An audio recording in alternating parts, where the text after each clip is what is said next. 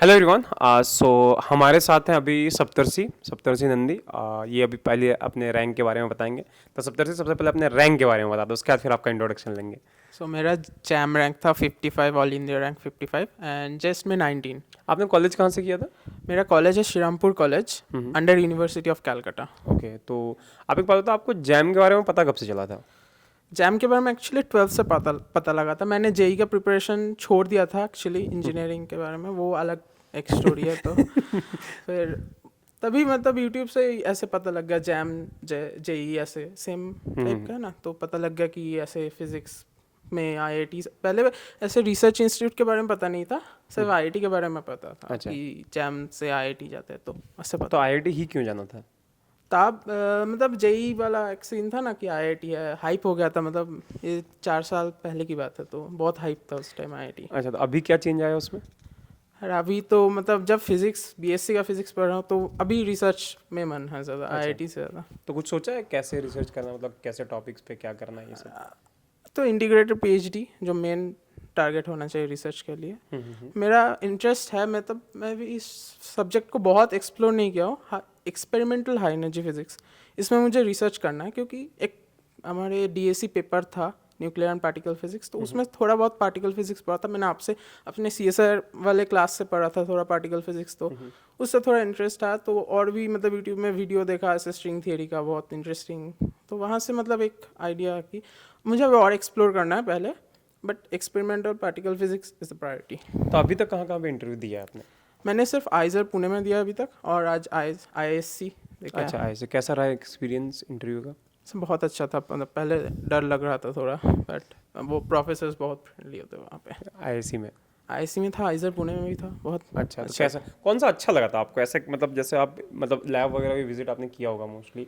नहीं, लैब तो हमारे एक्चुअली आइजर में वो मेन बिल्डिंग में होता, फिजिक्स डिपार्टमेंट में नहीं, तो अच्छा। लैब विजिट नहीं किया। अच्छा, और लैब अभी तक एक्सप्लोर नहीं किया बिल्कुल, ऐसा ऑनलाइन कुछ देखा है?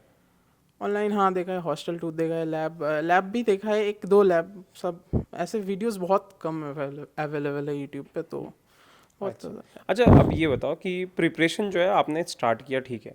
अब प्रिपरेशन के बाद क्या क्या प्रॉब्लम्स आती है, मतलब एक जनरल स्टूडेंट का अगर पूछा जाए जो जीरो से स्टार्ट कर रहा है, क्योंकि आपने भी शायद एक साल पहले स्टार्ट किया होगा या 2 साल पहले स्टार्ट किया होगा, you have started from zero, right? Yes. तो वो क्या फेज़ होता है कि पहले पहले होता है कि हम प्रिपरेशन करते हैं, फिर बीच में छोड़ देते हैं, फिर ये करते हैं, तो आपका फेज़ कैसा था वो? सो फिजिक्स एक्चुअली में इन जनरल पहली बार समझना बहुत थोड़ा सा डिफिकल्ट है। जब आप टाइम दोगे तो धीरे धीरे समझ में लगेगा, ये आई थिंक सबके लिए है। पहले समझना थोड़ा मुश्किल होता है, आपको सोचना पड़ेगा, 1-2 घंटे टॉपिक के ऊपर लगाना पड़ेगा, फिर आपको समझ में आने लग जाएगा। तो फिजिक्स का यही प्रॉब्लम है, और यही एकदम फर्स्ट प्रॉब्लम था जो मैंने फेस किया था।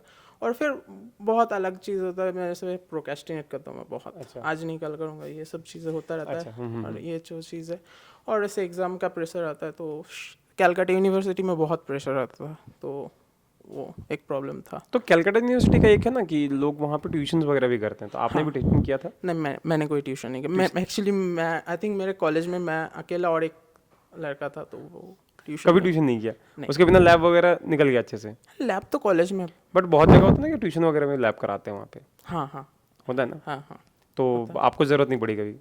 नहीं मतलब बीएससी के प्रैक्टिकल्स उतना भी मतलब ऐसा कोई नहीं कि वो एक्चुअली प्रैक्टिकल्स दिए रहते थी, बुक में डिस्क्राइब किया था ये करना है, ऐसे आते हैं। कभी कभी तो रिजल्ट्स भी मतलब बैकल मतलब करना नहीं चाहिए, पर होता है वो। मतलब बीएससी के प्रैक्टिकल्स उतने भी मुश्किल नहीं है, और ऑप्टिक्स का थोड़ा बहुत मतलब तो बस। जैम का जब प्रिपरेशन स्टार्ट किया तो उसके बाद जो आपका बीएससी का रिजल्ट था, तो उसमें कोई चेंज आया, कुछ हुआ, मतलब वो अच्छे वे में चेंज हुआ या मतलब थोड़ा प्रॉब्लम आया उसमें? सो हमारे यूनिवर्सिटी में जैम पहले 2 सेमेस्टर तक जो भी पढ़ाया जाता है वो जैम के सिलेबस में एज इट इज़ है। उसके बाद से थोड़ा बहुत चेंज आता है, जैसे मॉडर्न फिजिक्स में लेज़र आ गया, न्यूक्लियर फिजिक्स में थोड़ा सा मतलब एडवांस्ड वाला पार्ट आ गया, फिर क्वांटम मैकेनिक्स वाला पार्ट, एडवांस्ड क्वांटम मैकेनिक्स वाला पार्ट आ गया। तो पहले 3 सेमेस्टर तक मतलब ठीक था। उसके बाद थोड़ा बहुत टाइम एक्स्ट्रा टॉपिक के लिए देना पड़ता था, तो वो एक अलग चीज़ था जैम के उससे। तो क्लास जैम के लिए आई थिंक मैं डेडिकेटली बात करूँ तो दिन के 3 घंटे सब कुछ प्रैक्टिस स्टडी जैम के लिए, और आई थिंक और बाकी टाइम 1-2 घंटा तो उतना टाइम मैनेज पढ़ने। हो जाता था?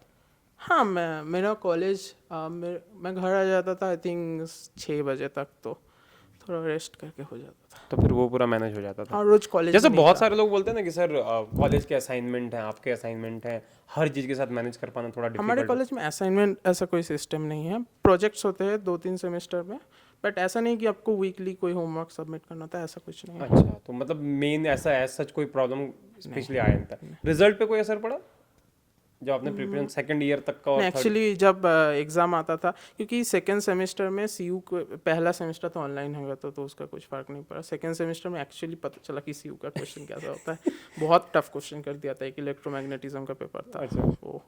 तो उसमें थोड़ा मैं डर लग गया था। मैं एक टाइम पे लगा कि मेरा हो गया, ये पेपर क्लियर नहीं होगा, हो गया था वो। अच्छा। तो उसके बाद से जब भी एग्ज़ाम आता था तो पहले 20 दिन मैं लाइक 6 मंथ का सेमेस्टर तो मैं पढ़ता था 6 मंथ, धीरे धीरे धीरे धीरे, बट वो 1 महीने में डेडिकेटली उसमें दे देता था अच्छा, यूनिवर्सिटी मतलब उसके। आपने टाइम को सही से मैनेज किया था ये। हाँ, उसके लिए जैम का थोड़ा जैम का डिके हो जाता था, पर स्टडी फिर से कोप अप करना पड़ता था। जैम का रिजल्ट एक्सपेक्टेड था एग्जाम देने के बाद या फिर अनएक्सपेक्टेड रिजल्ट आया? एक्चुअली हमारा जो 5th सेमेस्टर का एग्ज़ाम था, जैम के 4 दिन पहले ख़त्म हुआ था, तो उसके लिए मतलब उसके 20 दिन पहले से मेरा मतलब जैम का कोई प्रिपरेशन ही नहीं हुआ। तो मैंने सोचा था कि 4 दिन में, एक दिन में 2-2 टॉपिक करके पढ़ूंगा, तो वैसे ही हो गया। तो एक्सपेक्ट नहीं, मैंने जैम से कुछ एक्सपेक्ट नहीं किया था, इसीलिए मैं जेस्ट के पहले 20 दिन तक टाइम था, प्रैक्टिकल्स ख़त्म हुए तो उसके बाद शायद 15 दिन ऐसा कुछ था। तो जेस्ट का कुछ स्पेशल स्ट्रैटेजी अलग से कुछ? नहीं, वही रिवाइज करना है, क्योंकि पढ़ तो लिया था पहले, रिवाइज बस। क्या क्या पढ़ा था जैम का, मतलब जैम से एक्स्ट्रा क्या पढ़ा था जेस्ट के लिए आपने? क्लासिकल मैकेनिक्स में जो एडवांस्ड क्लासिकल मैकेनिक्स और क्वांटम मैकेनिक्स फेवरेट है, तो वो था। रिलेटिविटी पढ़ा था, वो भी फेवरेट है मेरा। और इलेक्ट्रॉनिक्स में ऐसा कुछ अलग से नहीं आता था जिसमें और क्या, मैथमेटिकल आता था, वो बीएससी के सिलेबस में था, तो बहुत ज़्यादा दिक्कत नहीं हुई। और यही 4 चीज़ें था जो एक्स्ट्रा पढ़ा था। चलो, तो कॉन्ग्रेचुलेशन थैंक यू सर। सप्तर्षि, बहुत अच्छा लगा आपसे बात करके। एंड अभी देखो अब रिजल्ट क्या आता है उसका फिर हम लोग बात करेंगे, ठीक है। सो यही थे रस सप्तर्षि हमारे साथ। तो सप्तर्षि ने अपना रिजल्ट बताया, अपनी स्ट्रैटेजी बताई। आई होप आप लोगों को काफ़ी हेल्प मिली होगी इससे। तो मिलते हैं आप लोगों के साथ अगले वीडियो में, तब तक के लिए tata, take care, bye bye and thank you so much.